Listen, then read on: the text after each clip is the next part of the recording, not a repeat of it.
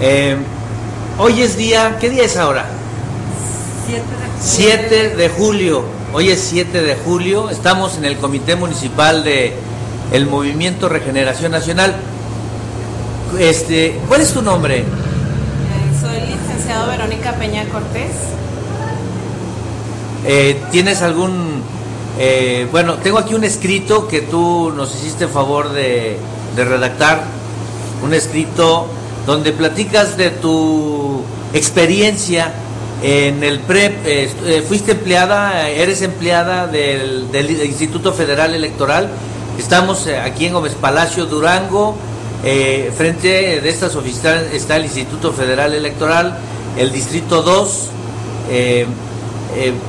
¿Me repites tu nombre y qué cargo tenías ahí? Ok, soy licenciado Verónica Peña Cortés y mi cargo era capturista de datos en el CEDAT 02 del estado de Durango. Primero que nada quisiera aclarar que yo no pertenezco a ningún tipo de partido, soy totalmente apartidista. La razón, el por qué estoy redactando esta carta es simplemente como ciudadana, independientemente de haber trabajado para el sistema o para el PREP, creo que hubo unas ciertas anomalías que a mi juicio como ciudadana quisiera que fueran aclaradas. Y por este motivo es que expreso en esta carta las inquietudes que tengo como ciudadana, independientemente de haber sido capturista del PREP. ¿Y qué sucedió que te llamó la atención para hacer este escrito? Ok, la cuestión, lo que más me inquietó fue el hecho de que en cierto momento del día lunes 2 de julio, las PCR, que son las terminales de captura remota, en la terminal nosotros capturábamos lo que eran los votos que nosotros copiábamos, obviamente, de las boletas entregadas por los representantes de partido y por los funcionarios de casilla. Nosotros al estar capturando vimos infinidad de inconsistencias con el número de votantes y con las boletas sacadas de las urnas, pero como regla oficial o como forma de operación del PREP, nosotros no tenemos ni la capacidad de hacer ni corregir esos errores, y nosotros solamente capturábamos tal cual venían en las actas. Hubo un momento en que había una diferencia, se mantuvo una diferencia de más de 1 millón de votos entre el candidato de la coalición Peña Nieto y del candidato López Obrador. Se mantuvo estable y en un momento del 2 de julio... ¿Estable a qué te refieres? ¿Estable a qué te refieres? En que no era tan cambiante el porcentaje, se mantenía en un 3% de diferencia y había una cantidad considerable que faltaba aún de casillas por capturar y que podría darse tal vez un empate virtual. O sea, nosotros pensando que realmente pues no era mucha la diferencia entre un candidato y otro. Ahí iba ganando Peña Nieto. Peña Nieto, en todo momento se mantuvo arriba el candidato Peña Nieto, pero con una diferencia de un 3%, estamos hablando aproximadamente de 1.300.000 votos, más o menos. Hubo un momento en la tarde, desgraciadamente por el cansancio no podría concretar la hora en la que sucedió, que las terminales dejaron de capturar, que comenzó a hacer un sonido característico que en las prácticas anteriores a lo que fue las prácticas que realizamos para ver el funcionamiento del sistema, en que comenzaron a hacer un pillido y nada más, no sé, fue aproximadamente 1 hora en la que no nos dejó capturar y en la que nosotros simplemente nos mantuvimos a la espera de que funcionara nuevamente. De igual manera, las páginas del PREP dejaron de subir datos o de haber un cambio en su estadística en la captura. ¿A nivel nacional? A nivel nacional, por ende entendimos que la falla había sido a nivel nacional. En el momento en que vuelven a funcionar las PCR y que se puede volver a hacer la captura de datos, nos llama, bueno, al menos a mí me llama la atención que la diferencia se acrecenta, que ya no es de 1 millón y pico, sino ya de más de 3 millones de votos, y la diferencia aumenta a un 6-7%.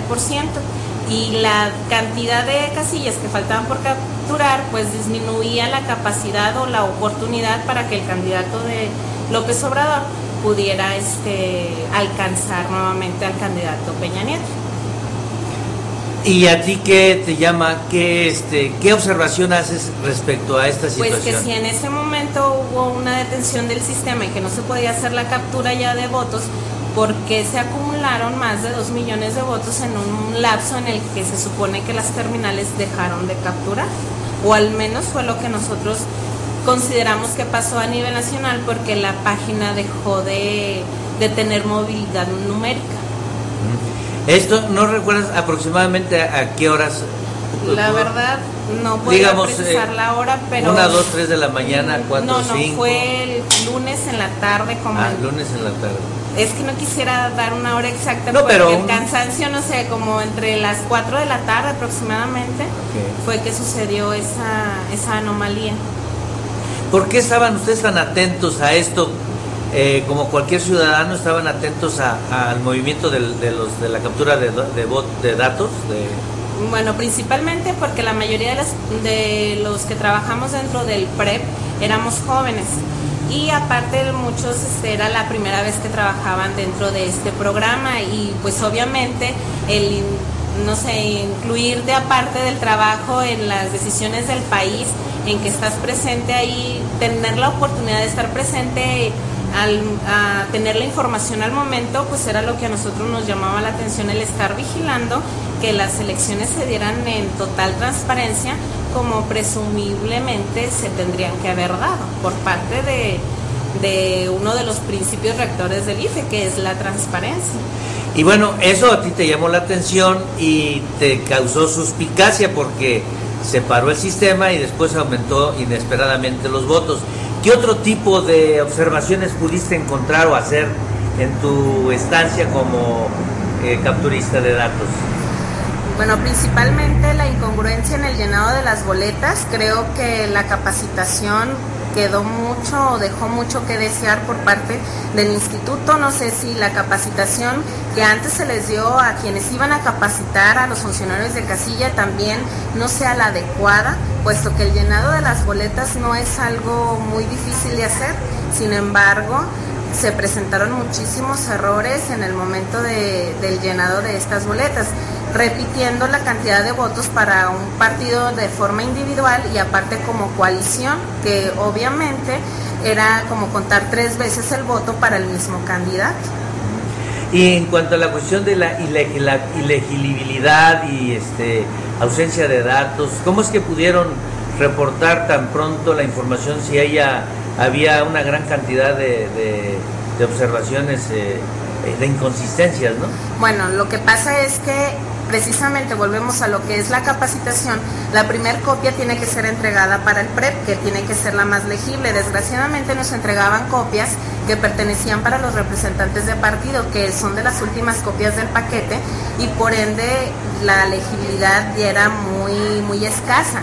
Nosotros tenemos la orden de capturar lo que nosotros alcanzábamos a anotar ahí, aparte de que la captura se da solamente de la cantidad que está escrita con letra, no de la cantidad que está escrita con número. Hay que recalcar esa cuestión de que en realidad nosotros no capturamos números, nosotros capturamos la cantidad escrita con letra. Y pues hubo de igual manera actas que faltaron, que no llegaron al PREP porque no iban dentro del sobre, y hasta que se hizo la apertura de los paquetes fue que se pudo accesar a esas boletas para poderlas capturar. Por eso aquí en el Distrito 2 hubo más de 300 inconsistencias, por lo que se tuvieron que abrir más de 350 paquetes, ¿verdad? Creo que la verdad no tengo exactamente el dato, pero sí, en realidad sí hubo mucha inconsistencia, pero yo creo que independientemente de las fallas que pudo haber tenido el PREP, es también mucho que ver la capacitación de los funcionarios, que en su momento no supieron dónde colocar las actas, ni que el sobre PREP iba por fuera del paquete, y por ende nosotros no tenemos acceso a abrir un paquete electoral, y esas actas se fueron como ausencia. En esencia, tu participación, tu comentario es por la observación que hiciste en esa falla del PREP y que de repente aparecen como 3 millones en favor de Peña Nieto. Sí, en realidad es la inconsistencia que más me hizo dudar o que me provocó inquietud para poder resolver, porque en realidad no considero que es algo muy extraño. ¿Le harías alguna sugerencia a los partidos políticos, por ejemplo, en este caso al representante del movimiento de izquierda, Andrés Manuel López Obrador, en cuanto a esta falla del PREP? ¿Qué sugerirías tú? Bueno, no sé si mediante se puede hacer una petición escrita al instituto para que se le dé un análisis o que le dijera el correcto funcionamiento del PREP, si en algún momento hubo alguna falla en el sistema, si se dio a nivel nacional, si fue solamente en unos estados, si fue solamente en una ciudad, en qué forma fue que se generó esta falla, cómo se resolvió y cuánto fue el tiempo en que duró esta falla y qué aconteció durante esta pequeña falla.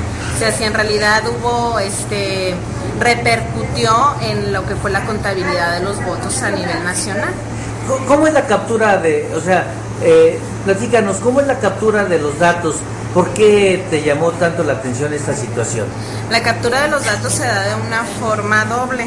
Nosotros tenemos que hacer la captura, tiene que ser doble la captura para evitar precisamente que exista inconsistencia de la primera captura a la segunda. Si existe una diferencia de cantidad, la misma máquina con un sonido diferente al común de la captura nos señala que hay que volver a capturar la cantidad correcta. La verificación que se da aparte de esta doble captura es precisamente también para que los verificadores señalen si existió un error en la captura y nosotros inmediatamente capturar la cantidad correcta. Y cuando ustedes capturan una información, ¿qué candados de seguridad hay para constatar que capturaste y que ya se recibió la información?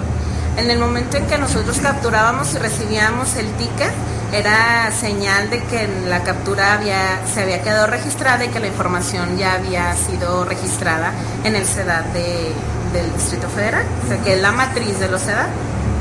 Por lo tanto, es toda una secuencia de acciones al momento de ir registrando los datos.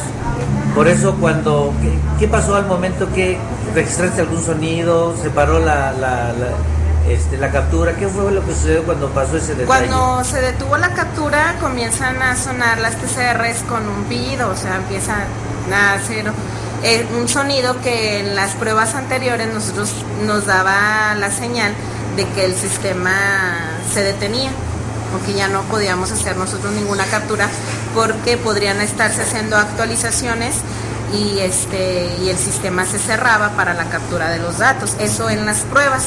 Ya el día de el día 2 de julio, nosotros que observamos que se detenía nuevamente la captura en las TCRs, no nos dijeron realmente el por qué sucedió, solamente que fue una falla, más no supimos si fue por actualizaciones o por qué circunstancia ajena al CEDAT de aquí de Gómez Palacio, puesto que el sistema lo toman y lo manipulan desde la Ciudad de México. ¿Y duró cuánto tiempo esa interrupción? Aproximadamente considero que fue como 1 hora. Pues muchas gracias.